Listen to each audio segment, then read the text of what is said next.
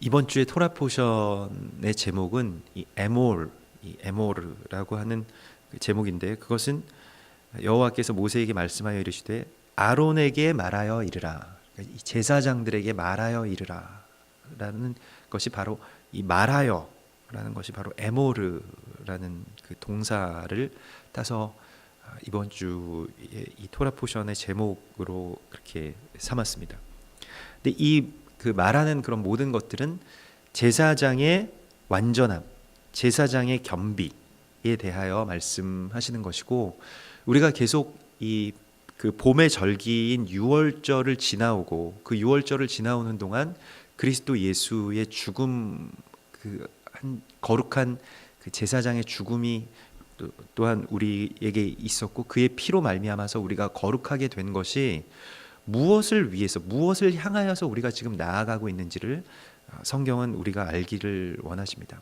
그래서 우리가 거룩하게 되는 것에 대해서 예전에 우리가 생각했을 때는 우리가 거룩하게 되는 이유는 나중에 죽어서 천국 가기 위해서다, 이렇게 생각을 했습니다만은, 그러나 성경은 우리가 거룩하게 되는 이유, 레위기의 어떤 중심의 주제는 이제 거룩함인데, 그 우리의 거룩함의 이유는 우리가 주님 앞에 제사장으로 서 있기 때문입니다. 그래서 주님께서 우리를 그 제사장으로서의 겸비함을 이루시기 위해서 죽으셨다. 그래서 우리를 위해서 피를 흘리시고, 또한 우리에게 계속해서 주님의 말씀으로 고하여 이르시고 계시다는 것입니다. 그래서 우리가 주님의 물론 거룩한 피로 이제 거룩한 제사장의 위임을 받았지만은, 그러나 다시 그 말씀과 주님의 그 부르짖음과 주님의 호소를 따라서 다시 돌아가서 그 경건한 자리, 또한 그 거룩한 자리로 돌아가야 한다라고 주님께서 말씀하시는 것입니다. 그래서 목회서신인 이 디모데전서 3장에 보면 그 디모데에게 이 전하는 그러한 말씀이고, 또한 우리 제사장 된 우리들에게 말씀하시는 그 하나님의 말씀인데, 이 집은 살아계신 하나님의 교회요 진리의 기둥과 터니라. 그것이 바로 우리의 육체를 말하고 있습니다. 우리의 삶, 특별히 나의 육체. 근데 이 집은 살아계신 하나님의 교회요 진리의 기둥과 터니라. 크도다 경건의 비밀이여 그렇지 않다 하느니 없도다. 말씀하시면서 우리의 경건이라고 하는 것이 우리가 우리의 육체를 정결하게 하고 겸비하게 하고, 또한 우리의 삶이 하나님의 거룩한 제단이 된 것을 선포하는 것이 얼마나 중요한 일이고, 그것이 얼마나 큰 비밀을 담고 있는지를 주님께서 우리 가운데 말씀하십니다. 그래서 오늘 이 레위기 21장에서는 제사장의 결함 목록이 12가지가 나오게 되는데, 이 12가지의 결함 목록들이 다 우리의 그 자아의 모습들인 것입니다. 그래서 이러한 사람은 하나님의 제사장의 직무를 할 수 없다 라고 말씀하시는데요, 이것을 그냥 문자적으로 이 율법을 그대로 그 문자적으로 받아들일 경우에는, 오늘날에는 뭐 이렇게 되면 하나님의 토라의 말씀이 장애인들은 하나님의 제사장이 될 수 없다, 이렇게 그냥 해석하게 되는 것에서 더 나아갈 수가 없지만은, 그러나 여기서 나오는 이 12가지의 흠결, 12가지의 이 결함은 제사장이 곧 산제물이라는 것을 선포하고 있습니다. 그래서 여호와께 드리는 모든 제물들은 다 흠이 없는 어린 양, 뭔가 흠이 없는 것이어야 하는데, 그러한 흠이 없도록 너희가 겸비하여야 한다라는 것을 말씀하고 있습니다. 물론 구약의 시대에서의 이 예표, 또한 그 예표를 살아나가는 사람들, 또 그 제사장들의 모습은 실제로 이 육체적인 흠결을 가지고 있는 사람들이 제사장의 직무를 담당할 수는 없었습니다. 그러나 그리스도 예수께서 오늘날 우리 가운데 오셔서 행하신 일들은 이 제사장들을 거룩하게 해주시기 위한 것들임을 우리가 계속해서 보게 되는데요, 무엇이냐면 우리 오늘 이 그 토라 포션의 그 시작의 지점 가운데서 그 제사장들이 장례식에 참석할 수 없고, 제사장들이 시체를 만져서는 안 된다라고 말씀하시면서 그 부정한 것에 접촉하지 않도록 그 경계하라고 말씀하시는데, 예수님께서는 자유롭게 시체를 가서 그 장례식에 가서 또 나사로를 살리시기도 하고 또 부정한 것들에 직접 손을 대셔서 문둥병자에게 직접 손을 대셔서 그를 고쳐주시고 또 맹인의 그 이 눈에 자기 침을 그 개어서 바른 그 진흙을 발라주시면서 그를 치유해 주시는 것들을 보게 됩니다. 그래서 우리로 흠없고 순전한 하나님의 거룩한 제사장이 되시게 하기 위해서 또한 거룩한 산 제물이 되게 하시기 위해서 우리를 이 땅 가운데서 거룩하게 하신 것이 예수 그리스도의 사역이었습니다. 그래서 제사장이 흠없는 제물, 산 제물과 같이 되어서 하나님 앞에 나아가게 되면 하나님께서 그 제물을 받으시는데 거기에 백성들의 죄, 또 이 땅의 죄악들, 그리고 공동체의 죄악들, 그리고 개인의 죄악들을 그 제사장을 보시면서 용서해 주시는 것이에요. 예수님을 보시면서 예수님의 얼굴을 바라보시는 것처럼 우리가 그 죄를 가지고 하나님 앞에 나아가서 호소하고 회개하면 하나님께서 그 죄를 사해 주시는 그러한 거룩한 하나님의 제사장으로 우리가 부르심을 받았다는 것입니다. 그 사명을 우리가 깨닫지 못한다면 나라를 위해서 기도하거나 교회를 위해서 기도하거나 또 공동체를 위해서 기도하거나 하는 일들이 우리에게 그저 말 그대로 어떤 약화된 중보기도, 그냥 내가 그 기도에 보태는 것 정도로만 생각할 것입니다. 그러나 우리는 산 제물로 하나님 앞에 직접 이 죄를 담당해서 가지고 나아가는 것입니다. 예수 그리스도와 같이.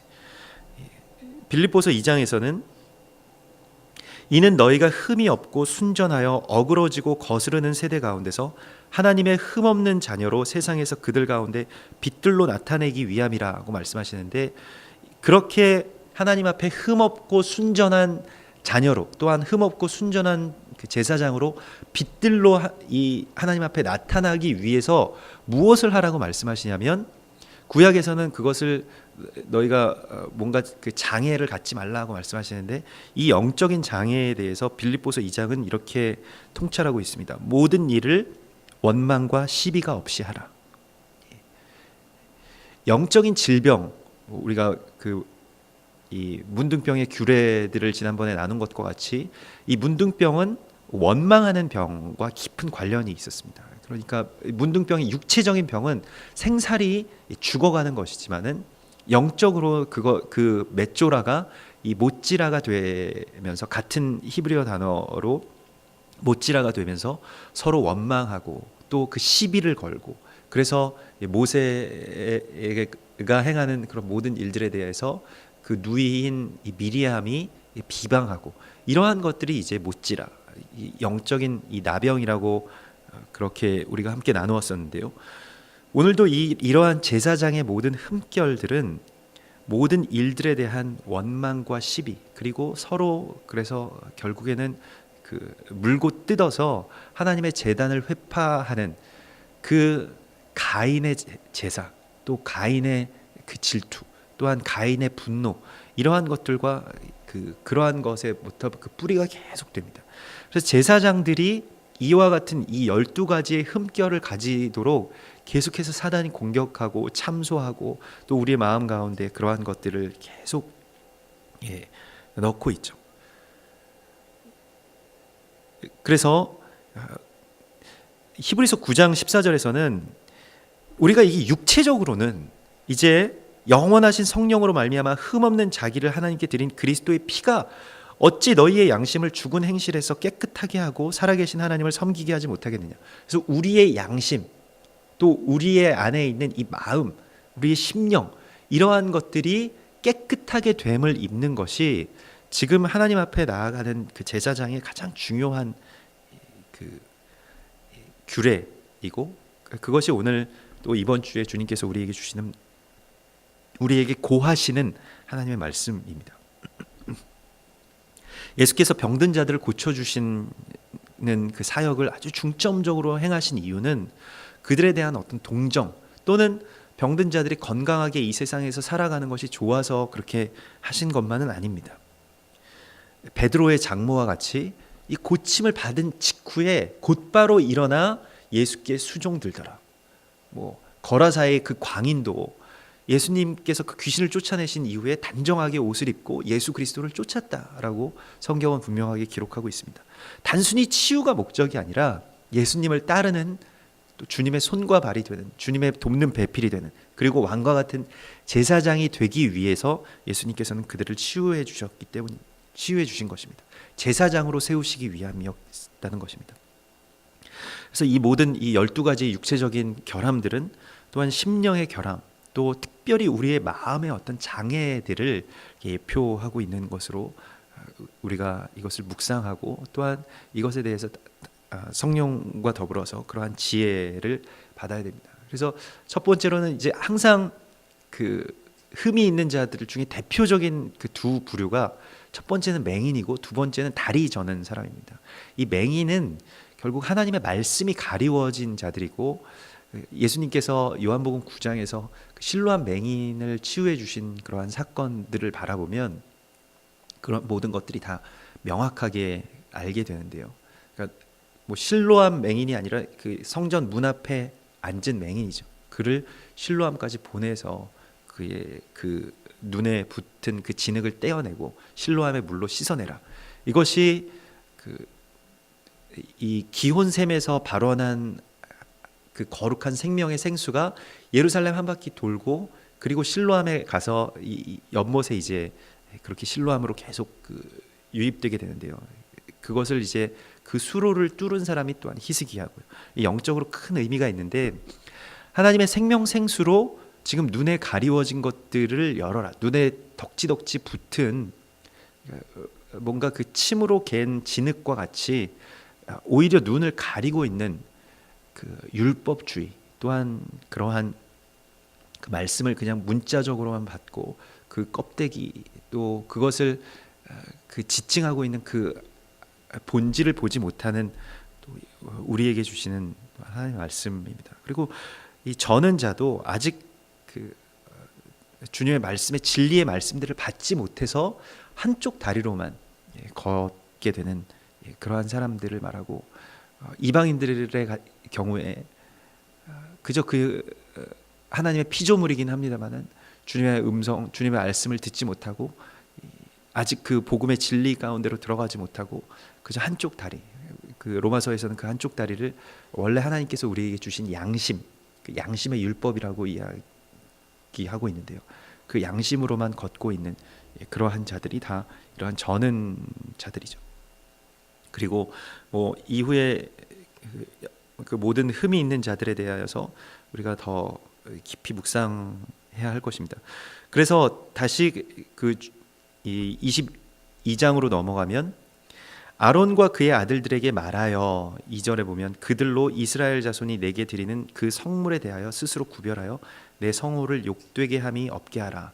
성물에 대한 구별을 하라고 말씀하시는데요. 특별히 이 성물은 성전 제단에 있는 다른 성물들도 포함을 하지만은, 그러나 여기서 말하는 이 성물은 그 진설병과 또한 그 하나님께 드리는 거룩한 그 제물을 먹어야 되는 제사장들의 사명에 대해서 우리 가운데 말씀하고 있습니다.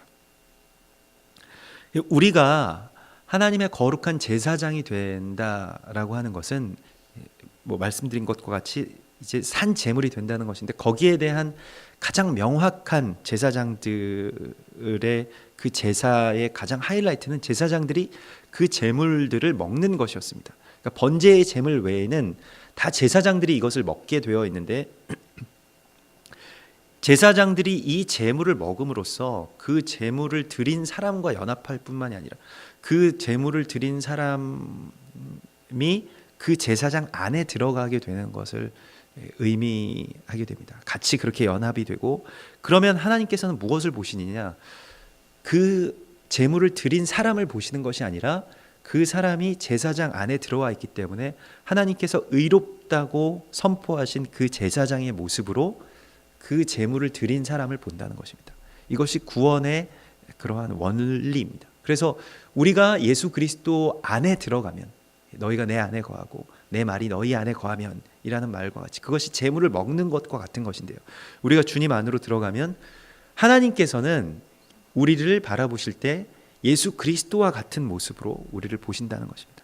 그래서 예수 그리스도께서 우리를 바라보시는 그러한 모습으로 우리를 보시는데, 그런데 거기서 이 산 제물의 특징은 자꾸 제단 가운데서 이제 도망가려고 하고 빠져나오고 발버둥 치고 이러한 그런 모습들을 가지고 있다는 것입니다. 그래서 우리가 정말로 흠이 있는 자가 되면, 영적으로 이 흠이 있는 자가 된다라고 하는 것에서 하나님이 우리를 바라보실 때의 이 흠은 이런 육체적인 어떤 흠결들이 아니고 영적인 그런 흠결인데, 성경 이 복음서에서 예수님께서 우리 가운데 가장 중요하게, 또 이 제사장들의 이런 흠과 같은 그런 흠으로 그것을 보시는 것은 무엇이었냐면 바로 용서하지 못하는 자들에 대한 말씀이었습니다.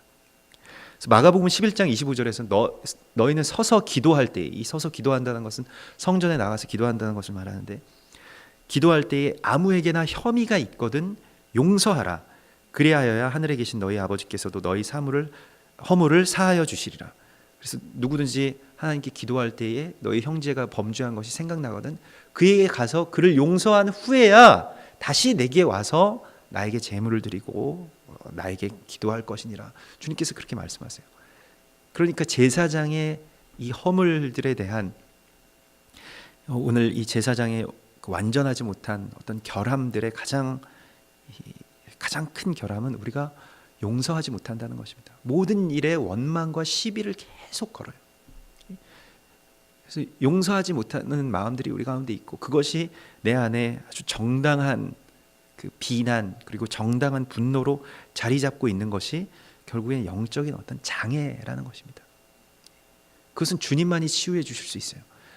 지금 이 제사장들의 이 규례 가운데서 어떠한 질병은 나을 수도 있습니다. 손이 부러지거나 다리가 부러진 것은 조금 후면 지나고 나면 나을 수 있겠지만, 대부분의 이 흠결들은 낫지 못하는 것입니다. 하나님만 치유해 주실 수 있는 것입니다. 그래서 원래부터 이러한 장애가 있는 것은 아무도 못 고치고, 이건 의원들이 고칠 수 있는 병이 아니고 또 자기의 의지로 이거 고칠 수가 있는 것이 아니에요. 그러면 어떻게 해야 되느냐? 그러면 우리가 구할 것은 무엇이냐? 예수님께 정말로 아주 간절하게 찾아가서 구했던 그 맹인과 같이, 다윗의 자손이여 나를 고쳐주시옵소서, 내가 보기를 원합니다.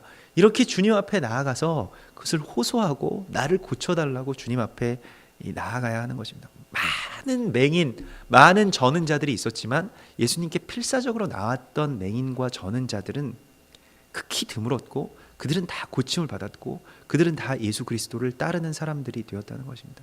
우리가 주님 앞에 나 자신을 온전하게 드리는 것은 그냥 단순히 어떤 희생의 제사만을 드리는 것이 아니라 나를 완전케 해달라는 기도를 항상 해야 됩니다. 그래서 내 마음 가운데 이러한 마음들이 있습니다. 또한 나의 심령 가운데 또 이러한 원망이나 이러한 시비들이 있습니다 라는 것을 하나님 앞에 가지고 와서 그것을 호소하여야 합니다. 주님 보시기에 우리의 가장 영적인 불안정한 상태는 바로 내가 용서를 받았음에도 불구하고 용서를 하지 못하는 장애 가운데 걸려있는 자들을 말하는 것입니다. 오늘날 우리 모두가 걸린 그러한 장애이고 그러한 질병입니다.